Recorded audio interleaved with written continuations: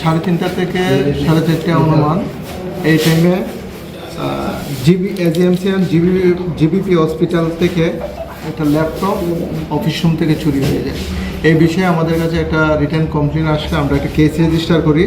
NCCPS case number 60/2024 under section 329 clause 2 and 305 clause E BNS দ্বারা আমরা মামলা নেই এবং তদন্ত নেমে জিবি আউটপোস্টের SI সুপান দাস একজনকে আটক করতে সক্ষম হয়েছে এবং তার কাছ থেকে একটি ল্যাপটপ এবং 2টি অ্যান্ড্রয়েড মোবাইল সেট আমরা উদ্ধার করতে সক্ষম হয়েছি এবং তাকে অ্যারেস্ট করা হয়েছে। আজকে তাকে পুলিশ রিমান্ড চেয়ে আমরা আদালতে প্রেরণ করব। বাড়ি কোথায়? তার বাড়ি হলো বাড়ি ইয়েতে আপনার কুঞ্জবন কোয়ার্টারে থাকে। ল্যাপটপটা কাঁপছে। ল্যাপটপটা এখন আমাদের ইনভেস্টিগেশন চলছে। আমরা পরবর্তী সময় কাগজগুলি ভেরিফাই করে দিচ্ছি। আগে কি সে 17 তারিখ। আগে কি সে কোনো চুরির সাথে ঘটনার সাথে জড়িয়ে আছে এরকম? এখন পর্যন্ত আমাদের কাছে ইন্টারোগেশনে কিছু এস্টাবলিশ হয়নি। আমরা তাকে রিমান্ডে ইন্টারোগেশন করে বাকি তথ্যটি জানতে পারবো এবং সে অন্যান্য চুরির সঙ্গে জড়িত আছে কিনা সেও আমরা দেখছি বিষয়টা। স্যার কয়টার সময় চুরি হয়েছিল 17 তারিখ? 3:30 থেকে 4:30 হবে। কোন জায়গা থেকে আটক করা হয়েছে? তাকে আটক করা হয়েছে কুঞ্জবন থেকে। কতদিনের police remand?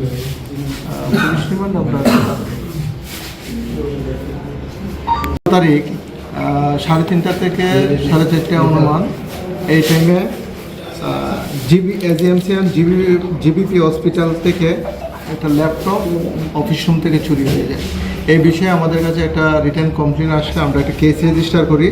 NCCPS case number 60/2024 under section 329 clause 2 and 305 clause E BNS দ্বারা আমরা মামলা নেই এবং তদন্ত নেমে জিবি আউটপোস্টের SI সুপান দাস একজনকে আটক করতে সক্ষম হয়েছে এবং তার কাছ থেকে একটি ল্যাপটপ এবং 2টি অ্যান্ড্রয়েড মোবাইল সেট আমরা উদ্ধার করতে সক্ষম হয়েছি এবং তাকে অ্যারেস্ট করা হয়েছে। আজকে তাকে পুলিশ রিমান্ড চেয়ে আমরা আদালতে প্রেরণ করব।